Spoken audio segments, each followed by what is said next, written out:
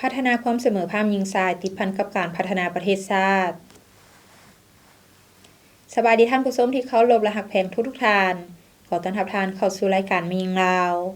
ท่านผู้ชมมาพบกันในมื้อนี้ก็อยู่ในท่ามกลางบรรยากาศที่ทั่วภาคทั่วรัฐและทั่วปวงชนลาวทั้งชาติชมเชยผลสำเร็จการเลือกตั้งสมาชิกสภาแห่งชาติสุดที่10และสภาประชาชนขั้นแขวงสุดที่5และผลสำเร็จของประชุมใหญ่ผู้แทนทั่วประเทศครั้งที่12ของพรรคประชาชนปฏิวัติลาวอย่างมีเนื้อในความหมาย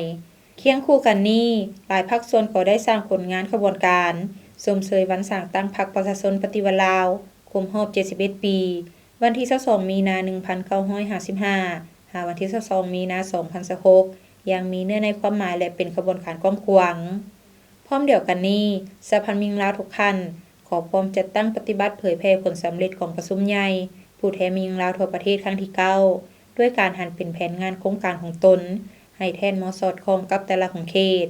ไปพร้อมกับการจัดตั้งปฏิบัติวาระแห่งชาติที่อยู่ในความรับผิดชอบของสหพันธ์หญิงลาวให้สำเร็จตามแผนที่วางไว้ท่านผู้ชมลำดับต่อไปจะนำเสนอข่าวการเคลื่อนไหวของสหพันธ์หญิงลาวเป็นต้นท่านรองประธานศูนย์กลางสหพันธ์หญิงลาวเคลื่อนไหวเวียกงานที่แขวงบ่อแก้วท่านรองประธานศูนย์กลางสหพันธ์หญิงลาวเคลื่อนไหวเวียกงานที่แขวงเซกองอัตตปือและสารวันสหพันธ์หญิง5ฐานแผนกการต่างประเทศแขวงคำมวนจัดพิธีสรุปการจัดตั้งปฏิบัติข้อแข่งขัน 3D และกรรมบาล5เป็นเจ้าประจำปี 2025ซึ่งท่านรับชมได้ตามลำดับในระหว่างวันที่11-12 มีนาคม 2026ท่านนางธรรมาเพชรวิสัยรองประธานคณะบริหารงานศูนย์กลางสหพันธ์หญิงลาวพร้อมด้วยคณะ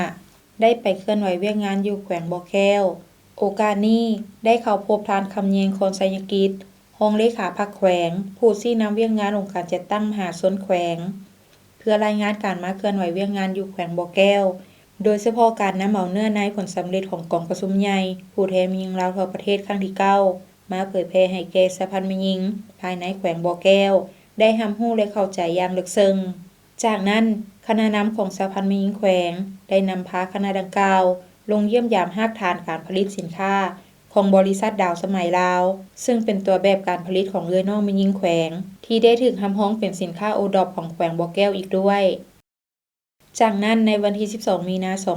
2026ที่หอวัฒนธรรมแขวงได้จัดกองประชุมเผยแพร่ผลสำเร็จของประชุมใหญ่ผู้แทนหญิงลาวทั่วประเทศครั้งที่9โดยการเป็นประธานของท่านนางธรรมาเพชรวิสัยรองประธานคณะบริหารงานศูนย์กลางสหพันธ์หญิงลาว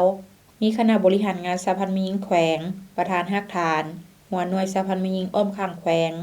และสหพันธ์หญิงเมืองห้วยทรายสมาชิกสหพันธ์หญิงภายในการจัดตั้งของตนนักเรียนนักศึกษาครูอาจารย์พนักงานทหารตำรวจและมีหญิงบรรดาเผ่าเข้าร่วมรวมทั้งหมด720คน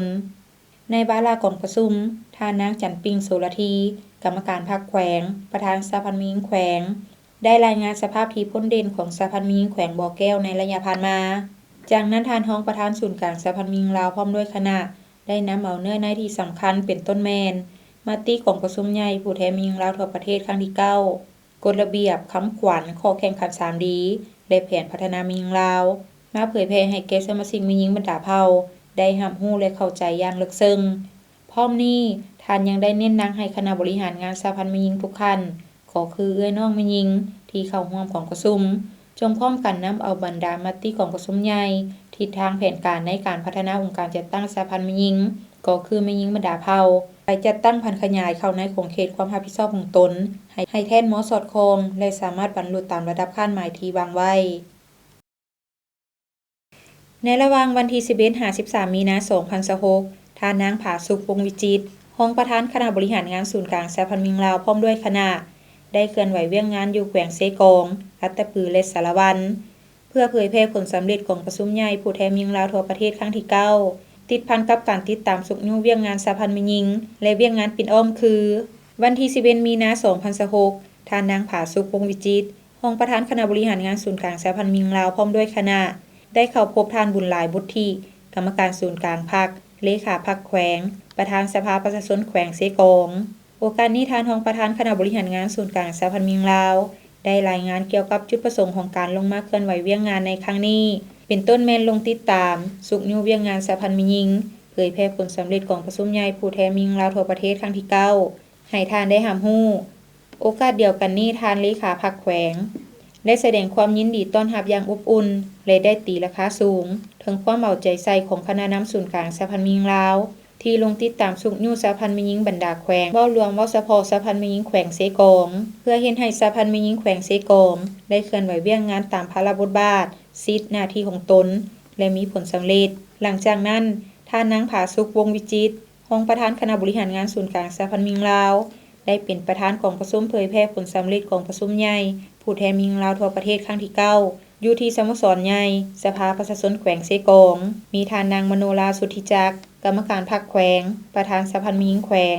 พร้อมด้วยคณะบริหารงานสหพันธ์แม่หญิงแขวงคณะสหพันธ์แม่หญิงรากฐานคณะสหพันธ์แม่หญิงหน่วยพร้อมด้วยสมาชิกแม่หญิงอ้อมข้างแขวงเข้าร่วมในพิธีท่านนางมโนราสุทธิจักรได้รายงานโดยย่อ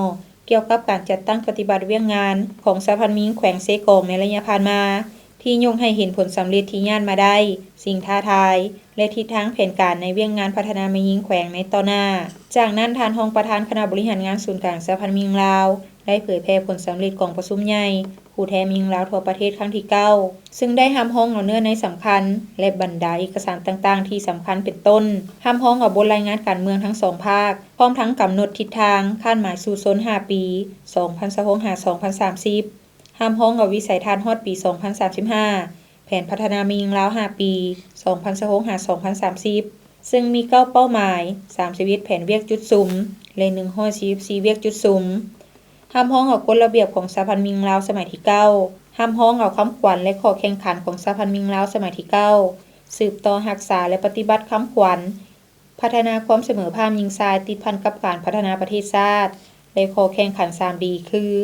พลเมืองดีพัฒนาดีและสร้างครอบครัวดีโอกาสเดียวกันนี้ท่านรองประธานคณะบริหารงานศูนย์กลางสหพันธ์แม่หญิงลาวยังได้ปาฐกถาหวนคืนวันแม่หญิงสากลครบรอบ116 ปีพร้อมทั้งเน้นให้สหพันธ์แม่หญิงแขวงเสกองเอาใจใส่เรื่องงานศึกษาอบรมการเมืองแนวคิดให้กับสมาชิกสหพันธ์แม่หญิงเต้าโฮมความสามัคคีให้แน่นแก่นซึ่งพยาคุณลักษณะที่เป็นมูลเสื้อของแม่หญิงลาวก็คือมูลเสื้อของเอื้อน้องแม่หญิงภายในแขวงเอาใจสร้างเศรษฐกิจเอกราชเป็นเจ้าตนเองและเสื่อมโยงกับภาคพื้นและสากลให้เข้มแข็งยึดมั่นและเสริมขยายมูลเสื้อวัฒนธรรมอันดีงามของชาติไปเคียงคู่กับการสร้างความศิวิไลซ์ด้านวัตถุและจิตใจพัฒนาสีมือการตำหูกผลิตสินค้าที่เป็นเอกลักษณ์ของแขวงให้มีการขยายตัวและมีความยืนยง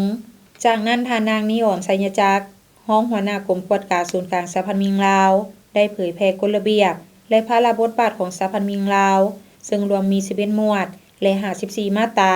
เพื่อให้องค์การจัดตั้งสหพันธ์แม่หญิงขั้นต่างๆสามารถนำไปเป็นบทอิงในการเคลื่อนไหวเวียงงานให้มีความถูกต้องสอดคล้องอย่างมีผลสำเร็จพร้อมเดียวกันนี้ท่านรองประธานคณะบริหารงานศูนย์กลางสหพันธ์แม่หญิงลาวพร้อมด้วยคณะได้มอบเครื่องอุปกรณ์รับใช้เป็นต้น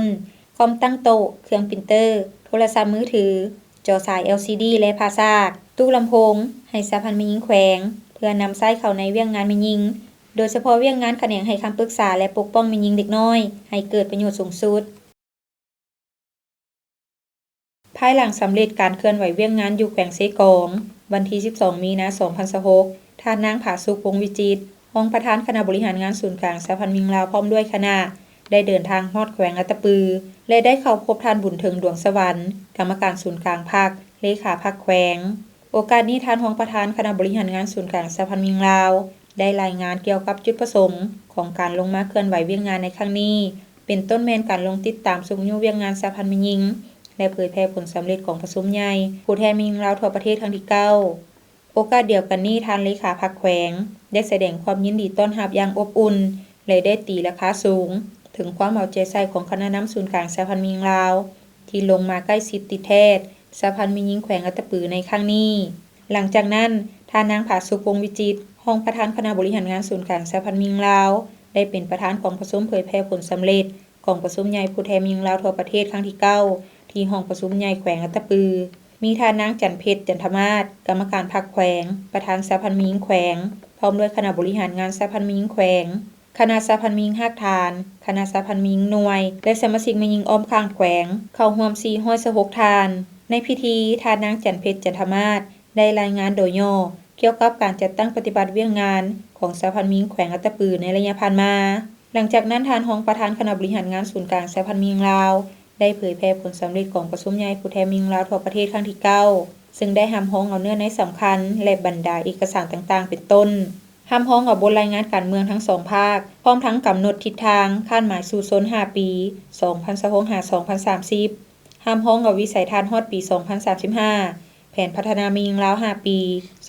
2026-2030 ซึ่งมี9เป้าหมาย31แผนเวียกจุดซุ้มและ144เวียกจุดซุ้มห้ำฮ้องเอากฎระเบียบของสหพันธ์มิงลาวสมัยที่9ห้ำฮ้องเอาคำขวัญและข้อแข่งขันของสหพันธ์มิงลาวสมัยที่9สืบต่อรักษาและปฏิบัติคำขวัญพัฒนาความเสมอภาคหญิงชายติดพันกับการพัฒนาประเทศชาติและข้อแข่งขัน3ดีคือพลเมืองดีพัฒนาดีและสร้างครอบครัวดีจากนั้นทานนางนิออนไสยจักรห้องหัวหน้ากรมกวดการศูนย์กลางสหพันธ์มิงลาวได้เผยแพร่กฎระเบียบและพระราชบทบาทของสหพันธ์มิงลาวซึ่งรวมมี11หมวดและ54มาตราเพื่อให้องค์การจัดตั้งสหพันธ์แม่หญิงคันต่างๆสามารถนำไปเป็นบทอิงในการเคลื่อนไหวเวียงงานให้มีความถูกต้องสอดคล้องอย่างมีผลสำเร็จพร้อมเดียวกันนี้ท่านรองประธานคณะบริหารงานศูนย์กลางสหพันธ์มิงลาวพร้อมด้วยคณะได้มอบเครื่องอุปกรณ์รับใช้เป็นต้นคอมตั้งโต๊ะเครื่องปรินเตอร์โทรศัพท์มือถือจอสาย LCD และภาษากตู้ลำโพงให้สหพันธ์แม่หญิงแขวงเพื่อนำใช้เข้าในเวียงงานแม่หญิงโดยเฉพาะเวียงงานแขนงให้คำปรึกษาและปกป้องแม่หญิงเด็กน้อยให้เกิดประโยชน์สูงสุดหลังจากนั้นในวันที่13มีนาคม2026ท่านนางผาสุขวงศ์วิจิตรรองประธานคณะบริหารงานศูนย์กลางสหพันธ์มิงลาวพร้อมด้วยคณะได้เข้าพบท่านปริญญาเอกดาววงศ์พรแก้วกรรมการศูนย์กลางพรรคเลขาพรรคแขวงสารวันโอกาสนี้ท่านรองประธานคณะบริหารงานศูนย์กลางสหพันธ์มิงลาวได้รายงานเกี่ยวกับจุดประสงค์ของการลงมาเคลื่อนไหวเวียงงานในครั้งนี้เป็นต้นแม่นการลงติดตามสุขอยู่เวียงงานสหพันธ์แม่หญิงและเผยแพร่ผลสำเร็จของประชุมใหญ่ผู้แทนมิงลาวทั่วประเทศครั้งที่9โอกาสเดียวกันนี้ท่านเลขาพรรคแขวงได้แสดงความยินดีต้อนรับอย่างอบอุ่นและได้ตีราคาสูงถึงความเอาใจใส่ของคณะนำศูนย์กลางสหพันธ์มิงลาวที่ลงมาติดตามสุขอยู่สหพันธ์แม่หญิงบรรดาแขวงบ่รวมบ่เฉพาะก็คือสหพันธ์แม่หญิงแขวงสารวันเพื่อเฮ็ดให้สหพันธ์แม่หญิงแขวงสารวันได้เคลื่อนไหวเวียงงานตามพระราชบทบาทสิทธิและหน้าที่ของตนและมีผลสำเร็จภายหลังเข้าพบการน้ำแขวงท่านนางผาสุขวงศ์วิจิตรรองประธานคณะบริหารงานศูนย์กลางสหพันธ์มิงลาวได้เป็นประธานของประชุมเผยแพร่ผลสำเร็จของประชุมใหญ่ผู้แทนมิงลาวทั่วประเทศครั้งที่9มีท่านนางบุญทวีดวงราศีรองเลขาพรรคแขวงผู้ชี้นำเมืองแนวคิดเวียกพรรคพนักงานเวียกงานองค์การจัดตั้งมหาชนท่านนางจันทจรวาทลาวงศ์กรรมการพรรคแขวงประธานสหพันธ์แม่หญิงแขวงพร้อมด้วยคณะบริหารงานสหพันธ์แม่หญิงแขวงคณะสหพันธ์แม่หญิงรากฐานคณะสหพันธ์แม่หญิงหน่วยและสมาชิกแม่หญิงอ้อมข้างแขวงเข้าร่วม316ท่านในพิธีท่านนางจันทจรวาทลาวงศ์ได้รายงานโดยย่อเกี่ยวกับการจัดตั้งปฏิบัติเวียงงานของสหพันธ์แม่หญิงแขวงสารวันในระยะผ่านมาที่ยงให้เห็นผลสำเร็จที่สามารถเฮ็ดได้สิ่งท้าทายและทิศทางแผนการในการพัฒนาเวียงงานแม่หญิงแขวงในต่อหน้าหลังจากนั้นท่านรองประธานคณะบริหารงานศูนย์กลางสหพันธ์มิงลาวได้เผยแพร่ผลสำเร็จของประชุมใหญ่ผู้แทนมิงลาวทั่วประเทศครั้งที่9ซึ่งได้ห้ำฮ้องเอาเนื้อในสำคัญและบรรดาเอกสารต่างๆเป็นต้นห้ำฮ้องเอาบทรายงานการเมืองทั้งสองภาคพร้อมทั้งกำหนดทิศทางคาดหมายสู่ชน5 ปี 2026-2030 ห้ำฮ้องเอาวิสัยทัศน์ฮอดปี 2035 แผนพัฒนาแม่หญิงลาว 5 ปี 2026-2030 ซึ่งมี9เป้าหมาย31แผนเวียกจุดซุ้มและ144เวียกจุดซุ้มห้ำฮ้องเอากฎระเบียบของสหพันธ์มิงลาวสมัยที่9ห้ำฮ้องเอาคำขวัญและข้อแข่งขันของสหพันธ์มิงลาวสมัยที่9สืบต่อรักษาและปฏิบัติคำขวัญพัฒนาความเสมอภาคหญิงชายติดพันกับการพัฒนาประเทศชาติและข้อแข่งขัน3ดีคือพลเมืองดีพัฒนาดีและสร้างครอบครัวดีจากนั้นท่านนางนิออนไสยจักรรองหัวหน้ากรมกวดการศูนย์กลางสหพันธ์มิงลาวได้เผยแพร่กฎระเบียบและพระราชบทบาทของสหพันธ์มิงลาวซึ่งรวมมี11หมวดและ54มาตราเพื่อให้องค์การจัดตั้งสหพันธ์แม่หญิงคันต่างๆสามารถนำไปเป็นบทอิงในการเคลื่อนไหวเวียงงานให้มีความถูกต้องสอดคล้องอย่างมีผลสำเร็จพร้อมเดียวกันนี้ท่านรองประธานคณะบริหารงานศูนย์กลางสหพันธ์มิงลาวพร้อมด้วยคณะได้มอบเครื่องอุปกรณ์รับใช้เป็นต้นคอมตั้งโต๊ะเครื่องปรินเตอร์โทรศัพท์มือถือจอสาย LCD และภาษากตู้ลำโพงให้สหพันธ์แม่หญิงแขวงเพื่อนำใช้เข้าในเวียงงานแม่หญิงโดยเฉพาะเวียงงานแขนงให้คำปรึกษาและปกป้องแม่หญิงเด็กน้อยให้เกิดประโยชน์สูงสุด วันที่ 13 มีนาคม 2026 สหพันธ์แม่หญิงฮากฐานแผนกการต่างประเทศแขวงคำม่วนได้จัดพิธีสรุปประเมินการจัดตั้งปฏิบัติข้อแข่งขัน 3D และกรรมบาลหาเป็นเจ้าประจำปี 2025 และวางทิศทางแผนการปี 2026 ภายใต้การเป็นประธานของท่านวรรณศรีสานุวงศ์รองเลขาพรรคฮากฐานรองหัวหน้าแผนกการต่างประเทศแขวงให้เกียรติเข้าร่วมโดยท่านนางสุทธิลมสุริวงศ์รองประธานคณะบริหารงานสหพันธ์แม่หญิงแขวงท่านวาสนาเลืองจันทราชรองประธานสหพันธ์กรรมบาลแขวงมีบรรดาท่านต่างหน้าจากองค์การจัดตั้งมหาชนแขกถูกเชิญจากแผนกการอ้อมข้างแขวงและสมาชิกสหพันธ์แม่หญิงสมาชิกกรรมบาลเข้าร่วมในพิธีได้รับฟังการผ่านบทสรุปการจัดตั้งปฏิบัติข้อแข่งขัน 3D และกรรมบาล5เป็นเจ้าปี 2025 และวางทิศทางแผนการปี 2026 ซึ่งได้ยกให้เห็นผลงานที่พ้นเด่นในหลายๆด้านและข้อคงค้างที่จะต้องได้ปรับปรุงแก้ไขหลังจากนั้นก็ได้ผ่านข้อตกลงของประธานคณะบริหารงานสหพันธ์กรรมบาลแขวง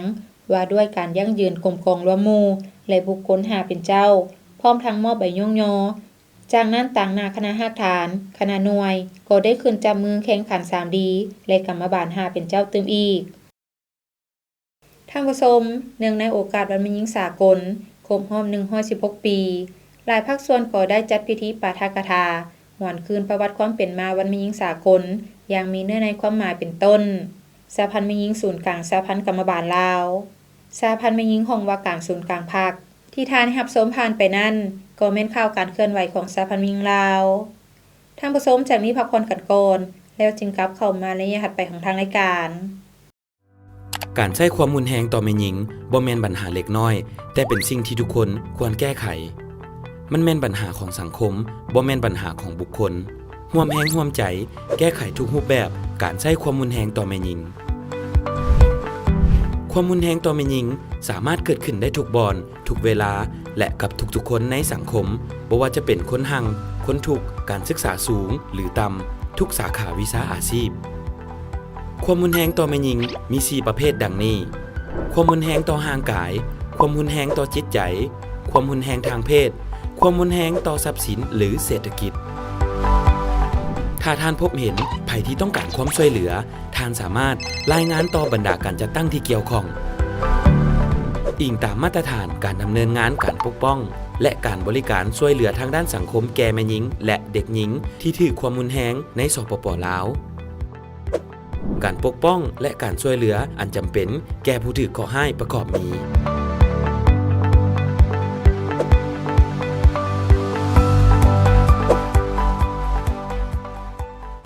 ท่านสามารถโทรหาเบอร์โทรให้คำปรึกษาของสหพันธ์แม่หญิงลาว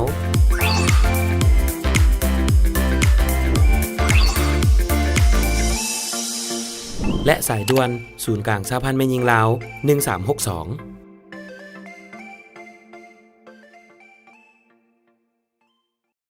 กลับเข้าสู่รายการแม่หญิงลาวท่านผู้ชมสำหรับระยะนี้ทางรายการขอนำเสนอการสร้างเศรษฐกิจครอบครัวแต่ว่าจะแม่นการผลิตหยังและอยู่ไสนั้นเชิญทานรับชมได้เมื่อเว้าถึงการสร้างเศรษฐกิจครอบครัวให้มีอยู่มีกินหลุดพ้นออกจากความทุกข์ยากเป็นเวียกหนึ่งโดยเฉพาะการส่งเสริมให้เข้าถึงแหล่งทุนการฝึกวิชาชีพด้านต่างๆเพื่อนำความรู้ดังกล่าวไปประกอบอาชีพที่มั่นคงและมีรายได้เข้าสู่ครอบครัวดังครอบครัวป้าแก้วอุบลวรจักรอายุ57ปีและลุงบุญทวีอายุ61ปีตัวแบบในการผลิตขนมปานขายที่บ้านเสียงหวางเมืองหนองบกแขวงคำม่วนซึ่งเป็นครอบครัวหนึ่งที่มีท่าแฮงความสามารถและพรสวรรค์บวกกับความดุมันอดทนจึงเฮ็ดให้ชีวิตการเป็นอยู่ของครอบครัวเพิ่นนั้นดีขึ้นเทื่อละก้าวเริ่มต้นแม่นได้ไปรับจ้างห่อขนมเพิ่นครอบครัวเขาเจ้าดีขึ้นนะครอบครัวเขาบ่เคยมีรถเขาก็มีรถส่งขนมเองแล้วก็ที่ดีขึ้นหลายแหละเฮาก็คิดอยากอันมาผลิตอันตัวนี้เบิ่งว่าให้คือครอบครัวเขาเจ้าเพราะว่าครอบครัวเฮาเป็นคนดุมันอยู่แล้วตัดสินใจมาผลิตตัวนี้ต้นทุนตอนแรกก็เอาตัวน้อยไปหาหลายเพราะว่าเฮามาเฮ็ดสวนป้านเฮ็ดหยังนะจนว่าหลายขึ้นนะเฮาเฮ็ด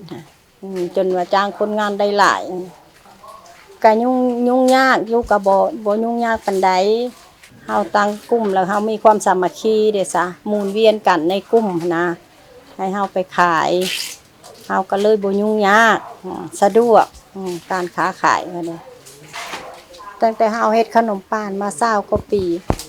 แตกต่างหลายครอบครัวเฮาก็มีอยู่มีกินแล้วก็ดีขึ้นมีหลายสิ่งหลายอย่างในครอบครัวมีคือข้าวเจ้าที่ประเฮ็ดก่อนเฮามีรถมีลาแต่เก่าเฮาบ่มีแล้วเฮาก็มีเฮือนมีซานพออยู่พอเพียง สำหรับทิศทางในการขยายการผลิตขนมปานในต่อหน้าแม้นจะผลิตให้หลายและสนองให้ทันกับความต้องการของตลาดเฮามีเฮ็ดงานต้นโตแล้วเฮาก็ยังให้ชาวบ้านพี่น้องเขาเจ้ามาเฮ็ดซอยมีรายได้มื้อนึงก็เฮ็ดหลายมีงานมีเทศกาลเฮาก็เฮ็ดเข้าเป็น100โล150 200โลแต่ช่วงนี้บ่มีเทศกาลยามเฮาดำนาบ่เกี่ยวข้าวเฮาก็เฮ็ดน้อยลงช่วงนี้ฮะบ่มีอันงานบ่มียามเทศกาลแต่เพียงพอเฮาผลิตช่วงนี้ฮะแต่ช่วงอันมีงานเทศกาลบ่ปีใหม่บ่บุญท่าหลวงบ่บุญอันบุญหยังวัดภูวัดนี่จำปาสักนี่นะวัดธาตุเมืองเก่านี่เลยเฮ็ดผลิตบ่ทันการบ่เพียงพอกับการตลาดเพราะว่าคนซื้อหลายเฮ็ดอันขนมปานคือแม่นี้ล่ะให้มีความทนดุมั่นกะมาเฮ็ดได้มาเฮียนเอาแบบอย่างให้ครอบครัวเฮาดีขึ้นผลสำเร็จของครอบครัวก็ย้อนสมาชิกภายในครอบครัวมีการแบ่งเวียกกันบวกกับความสามัคคีของประชาชนภายในบ้านเสียงหวางจึงเฮ็ดให้ประสบผลสำเร็จไปพร้อมเดียวกันนี้องค์การจัดตั้งแต่ละขั้นก็ได้เอาใจใส่ตลอดมาโดยเฉพาะองค์การจัดตั้งสหพันธ์แม่หญิงเมืองและองค์การจัดตั้งบ้านอยู่ในระยะผ่านมาแต่เฮาก็ได้ลงสุมอยู่ติดตามเกี่ยวกับเอ้ยน้องแม่หญิงแต่เฮาโดยเฉพาะละแม่นอยู่บ้านเชียงวางท่านี่เนาะแต่เฮาก็แม่นได้ลงสุมอยู่กระตุกสุมอยู่อะไรในการเฮ็ดขนมปานทำอิฐเขาเจ้าก็เริ่มต้นก็แม่นมีแรงจูงใจแหละทางสหพันธ์แม่หญิงและก็บวกใส่สหพันธ์แม่หญิงเมืองเฮาได้ลงสุมอยู่เฮ็ดให้เขาเจ้าสร้างเศรษฐกิจครอบครัวเขาเจ้าเนาะก็โดยลงสุมอยู่ติดตามนั่นแหละแต่ภายหลังถ้าเฮาลงมาสุมอยู่ก็เฮ็ดให้ครอบครัวหรือว่าชีวิตการเป็นอยู่ของเอ้ยน้องแม่หญิงแล้วเฮาดีขึ้นหลายและจากเฮือนที่ว่ายังบ่ได้เน้นหนาถาวรเนาะก็ถือว่าเฮ็ดให้เฮือนมีความเน้นหนาถาวรแล้วก็บ่ทันได้มีรถในเบื้องต้นเนาะเขาเจ้าก็ถือว่ามีรถขี่นั่นแหละเขาเจ้าก็ได้เนาะก็ถือว่าเขาเจ้าก็เชื่อมั่นเอ้ยน้องแม่หญิงถ้าเฮาโดยเฉพาะในเมืองหั่นแหละเนาะนอกจากอยู่ในบ้านเชียงวางท่านี้เฮาก็ได้สุกอยู่เอ้ยน้องแม่หญิงภายในเมืองถ้าเฮาหั่นแหละบ่เพียงจะเฮ็ดขนมปานเนาะแต่เฮาก็ยังมีสุกอยู่ให้เขาเจ้าเฮ็ดหัตถกรรมทักพลอยสำหรับเมืองหนองบกเฮาก็ชีวิตการไปอยู่เอ้ยน้องถ้าเฮาก็ดีขึ้นนั่นแหละถือว่าแม่หญิงเฮาก็มีความเข้มแข็งเนาะอาชีพต้นต่อของบ้านเชียงหวางเฮาเนาะและแม่นหลักๆก็แม่นประชาชนทั้งหมดก็แม่นเฮ็ดนาเนาะอาชีพเสริมและก็แม่นเฮ็ดขนมปานและก็เส้นเผอขนมปานนี้ก็เป็นกลุ่มเนาะบ้านเฮาเพราะว่าทางขันเทิงการนำเพิ่นก็ได้สุกยุปลุกระดมให้เฮ็ดเป็นกลุ่มทางบ้านเฮาเนาะก็ส่งเสริมให้แต่ละครอบครัวหันสุกยุส่งเสริมการผลิตเนาะการผลิตข้าวหน้าปีและก็มาส่งเสริมในการห่อขนมนี้เนาะอยากให้ประชาชนในบ้านนั้นเนาะสร้างให้เป็นครอบครัวที่พ้นทุกครอบครัวแหละเนาะให้มีที่อยู่ทำกินเนาะและหลักๆก็แม่นขนมป้านนี่ก็ได้ส่งเสริมหลายคนหลายครอบครัวก็อยากเฮ็ดเนาะแต่ว่ายังเฮ็ดบ่ได้เทื่อก็แม่นได้ส่งเสริมกับเจ้าให้กับเจ้าเริ่มต้นให้มีการเฮ็ดขึ้นมาเนาะเพราะอยากให้บ้านเฮานี้ทุกคนทุกครอบครัวอยากให้มีอยู่มีกินเนาะให้มีครอบครัวที่ให้ความอุดมหั่งมีขึ้นเรื่อยๆเนาะที่ท่านรับชมผ่านไปนั้นก็แม่นการสร้างเศรษฐกิจครอบครัวซึ่งก็แม่นกิจกรรมหนึ่งที่สามารถเฮ็ดให้ครอบครัวมีอยู่มีกินหลุดพ้นออกจากความทุกข์ยากได้เทื่อละก้าวท่านผู้ชมจากนี้พักผ่อนกันอีกครั้งหนึ่งแล้วจึงกลับเข้ามาในช่วงสุดท้ายของทางรายการ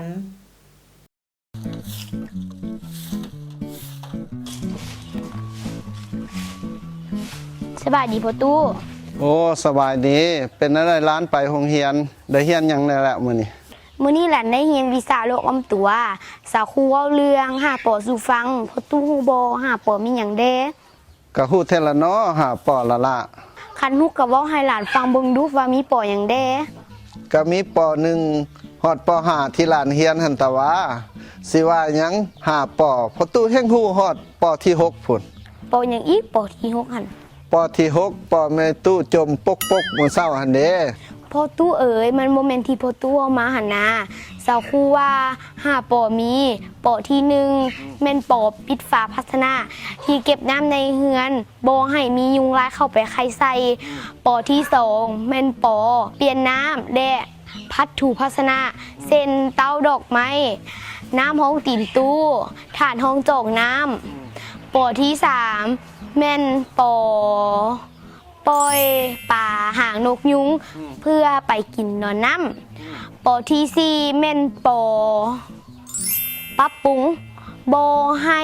น้ำค้างขังกระโปะกระป๋องอย่างตีรถเก่าปอที่5แม่นปอปฏิบัติเป็นประจำทุกๆอาทิตย์ โอ้แม่นหวะพอตู้บ่ฮู้เด้ กลับเข้าสู่ระยะสุดท้ายของทางรายการท่านผู้ชมสำหรับระยะสุดท้ายนี้ถ้าหากท่านผู้ชมท่านใดอยากมีความคิดความเห็นหรือขอตำหนิติชมรายการ